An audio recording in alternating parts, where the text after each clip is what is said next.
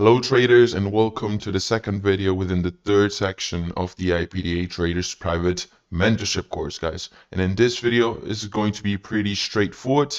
Once again, there's not much more information in regards to liquidity that you need to know. I've already explained all the different types and how to spot them on the charts in the previous video. So what we're going to be doing now is simply going through charts and trying to spot liquidity and kind of get your eyes accustomed to looking at those sorts of liquidity ideas. So we're going to be doing that. We're going to be opening a random pair, just anything that I don't usually trade.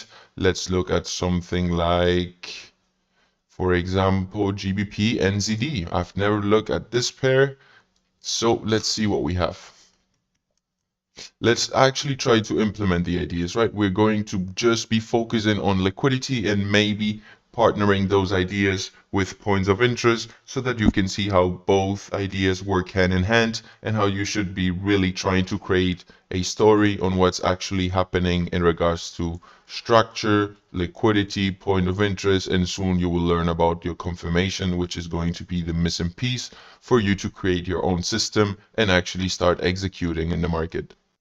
So traders, before we get into the actual lesson of today, just a very quick word from our sponsor today, AAAFX. AAAFX is a regulated broker which has been in the industry for over 14 years, which gives you a lot of confidence when it comes to executing trades, depositing money, withdrawing funds, trading funds, as they're a very well known and very respected and established broker in the industry.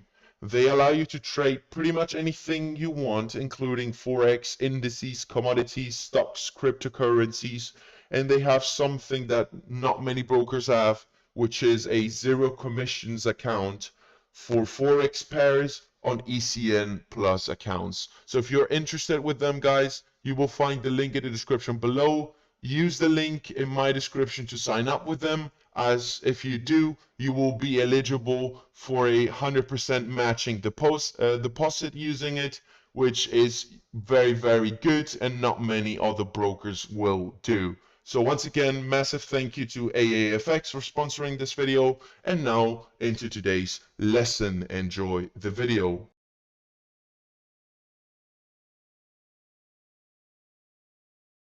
So, as we said, we're watching GBP NZD, and let's try to implement some ideas in regards to liquidity, right? So, I would actually go ahead and start maybe on a 4-hour. I would turn on my indicator and I would see what we're really doing with the Asia highs and lows so that I can get any sort of idea. So I can see right over here, right? We've taken this Asia high liquidity pretty precisely, right? We trade above it. And now we're moving lower. The Asia low has not been taken. However, that doesn't mean that it's going to be taken today, right? We need to be aware of it. Not every time you get an Asia high taken, instantly the low gets taken out as well, right? That's not how it works. So let's actually zoom back at the 3-hour and let's try to see what's happening. Again, this is a pretty messy chart, not necessarily something I would trade, but let's just try and see what we have, right? So 2-hour time frame, I can sort of see some trendline liquidity over here, right? We can see that that was taken out with this wick, move up, inducement, back down, smash it down into what? Into this point of interest over here, right? If you were paying attention to the point of interest, you know that that is a FU candle, and that potential region could be some refinement. If we actually take a look at the lower time frames, we could possibly see an order block or an FU candle on its own, just like we see in this case. So great, we know that. We know that we had trendline liquidity over here that has been grabbed. So let's actually try and see what other types of liquidity we can really spot on the charts, right? So I know, and that is in the back of my mind, that liquidity is sitting above and below every single swing. So we can see over here that we take the Asia low out, we return over here, we leave the Asia high untouched, and we move lower. Great. What else do we see? We saw Asia high over here, liquidity that is taken out right now, right? So an expectation for me could be something like this, right? If I were to be following structure, and let's actually get rid of this and keep the trend line, to be honest, we can see the trend line liquidity over here. We can see that we had trendline liquidity sort of building over here. We do have some minor trendline liquidity on a lower time frame building over here, and that just got taken out, right? People were looking to sell over here and they got smashed through. So what do we know? Well, we know that we have taken liquidity at this point, so an expectation for me could be this point of interest over here, right? Even though it looks like it's sitting on trendline liquidity, it's actually not, because really there's no trend line being here, there's no third touch at all, right? If you try to drag it across, it wouldn't make much sense. So this is really nothing. We focus on this point. So we can see over there that this is a origin block, right? If you follow point of interest, you know this is a origin block. We have trendline liquidity over here, so maybe we can potentially expect price to continue higher into this point of interest, and this is where I want to be watching for potential confirmation entries that I can then take lower, right? This could be an expectation, and we're really using just the concept of liquidity, right? So an expectation for me as well could be something like this, right? We could get rid of this. We don't want that. We can keep the point of interest just like that. I could expect something like this, right? If we were, for example, to engineer liquidity somewhere over here in the form of equal highs, let's say price starts to climb up just like this, we create equal high liquidity and then we move away, right? I know that we're inducing sellers right below our point of interest, which is this area right here. So if that was to happen, I would then safely wait and say to myself, okay, now we're hitting our point of interest after inducing, right? So over there, inducement is occurring, inducement plus, actually, let me see over here, plus equal high liquidity taken out, right? So now I understand that, hey, we've got two different types of liquidities being taken into my point of interest. This makes it a stronger point of interest, and this is actually something that you could have as a expectation in regards to this market right here. So let's continue. If we look to the left, and let's actually go a little bit to the left, because we want to see actual plays taking place, right? So if we look at this example over here, right, this looks like a pretty solid support where tons of liquidity could be resting below, right? Same goes for this area right here. This is some sort of resistance. What do we do over here? We leave an Asia high unliquidated, we take the low out, we come back up, right? We take the Asia high over here, we leave that Asia high for the day open up until this point where we essentially have created some sort of relative equal highs over here, right? We can use the emoji as I explained to you in the previous video. You can use the emoji over here. So we essentially have grabbed equal high liquidity plus Asia high into point of interest. And this is really how you need to think about liquidity. You need to dissect it, right? As you create your journal, as you sort of go your own trading journey, you need to understand that when you want to choose a POI, and for you to have a valid POI, the liquidity aspect is essential.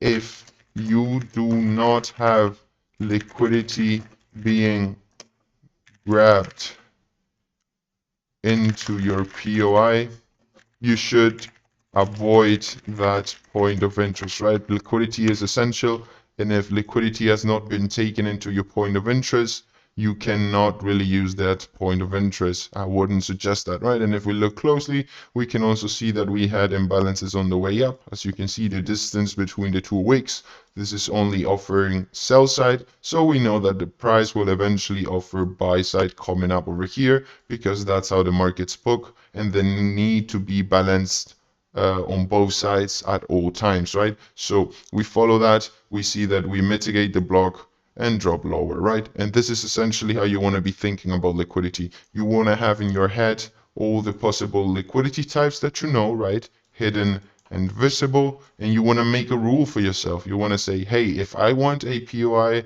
to monitor, I need liquidity being grabbed into my point of interest. Otherwise, I'm not going to be looking for that point of interest and potential plays, right? I want this aspect because this is the driver of the market and liquidity is essential, right? Even though it's pretty easy to understand, as you can see, I explained it to you in the previous video in about 30 minutes. So there's really not much to explain rather than being able to recognize buy side and sell side liquidity on both sort of sides of the market and sort of creating your story, right? And this is where you need your structure plays, because if we look at this, we can clearly see that if we were looking at this structure point, we can say to ourselves, here is the low, we make a lower high, we make a lower low, and now we're retracing. So I can expect a new lower high to build to be formed over here, right? I can potentially denote it something like this, and I can say to myself, I'm expecting a lower high over there,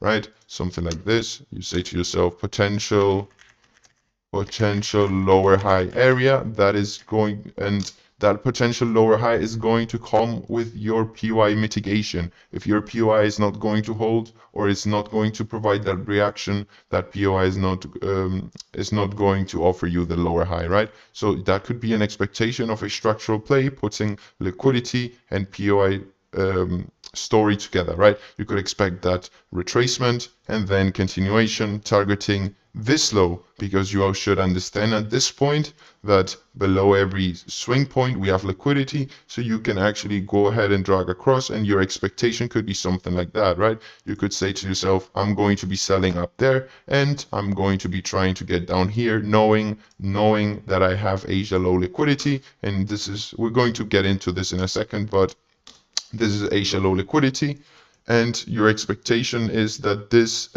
swing low is going to get clear, right? So you know that this is swing point liquidity, and you know that liquidity is now resting over there, and that could be a potential target and expectation for you. So we're going to be clearing all this up, and let me actually go ahead and give you some ideas on how you can label your Asia highs and lows really simply, so that you don't have to deal with the stress of trying to find how to really do that. So let's get rid of everything. And what you want to do is you want to go back in time, right? Maybe let's say you want to go a month back in time. So this is 13 October. We can potentially go over here, maybe even not necessarily an entire month, because that's not going to be relevant. We can go sort of over here, and what you want to do is let price play and denote your Asia highs and lows, so that are not liquidated, right? So we can see we take both sides over there, right? We sort of let this play out, and we can now say to ourselves, let's actually pause it over here. This is Asia high liquidity. This is Asia low liquidity, right? And let's actually keep playing price. We take that out. Great. And let's see. Let me actually get rid of this because we don't really need it. So what I would do is something like this, right? Let's actually get rid of the replay tool because it's nonsense. So what Asia lows or highs do you see that have not been taken just yet, right? So we had this one right here, which is still unliquidated. Right over here, you can label that Asia low liquidity. Same with this one, Asia low liquidity. This one was taken. This one was taken with this way. You can see how precisely both Asia low liquidities got taken out with this movement over there. So essentially you got also this Asia low. And this is really how your charts sort of need to look like, right? You need to understand what liquidity is. As you can see, we're clearly clearing liquidity to the upside, right? This movement is the exact same movement that this one, with the same scenario of having a Asia high over here, right? We can see both times we had the Asia high that got taken out with sort of an exaggerated move up, and now we could expect this to happen. However, you'd still need to wait for your point of interest over here if you want to execute sales, right? So you sort of want to be tracking liquidity. You want to understand that, hey, this right here could potentially be trend line liquidity building up. So maybe you want to be watching over here, right? Same thing to the for the buy side liquidity. You can say to yourself, hey, this could be also liquidity building up, right? But the main idea is, do not really get confused with this. Just understand the different types of liquidity we have, and try to drag them across, right? As you go through your charts, and try to be aware of all of them. Do not get confused by that, but an example could be I can expect another third tap into the trendline liquidity, potential inducement into an order block over here, and then blow through into my point of interest over here. And this is sort of how you can create a story, right? So really, guys, it's not much more to liquidity. It's just your ability to read it in the charts to try and find and spot it. But that's all going to be coming down to you actually putting time and effort into the charts and hours, right? You need to get comfortable with the charts. You need to spend hours over here, and you need to make it work for you, right? So this is going to be it for this video. I know this video was kind of shorter and there was really no explanation within the drawing board, but there's really no need for that, right?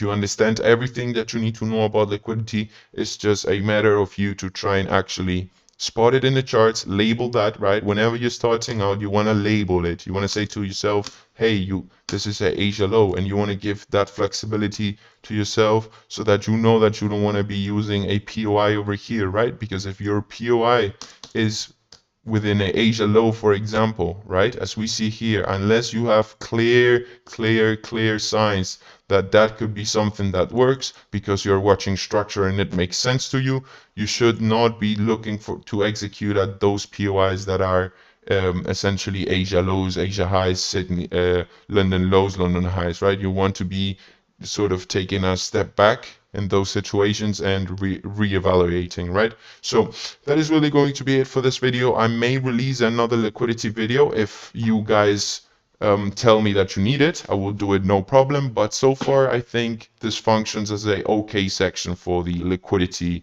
part of the course. So without further ado, guys, I will see you guys in section 4, where we're going to be talking finally about confirmations. Remember to take notes, remember to study, and remember to really take your time and engage with the community. I'll see you guys soon.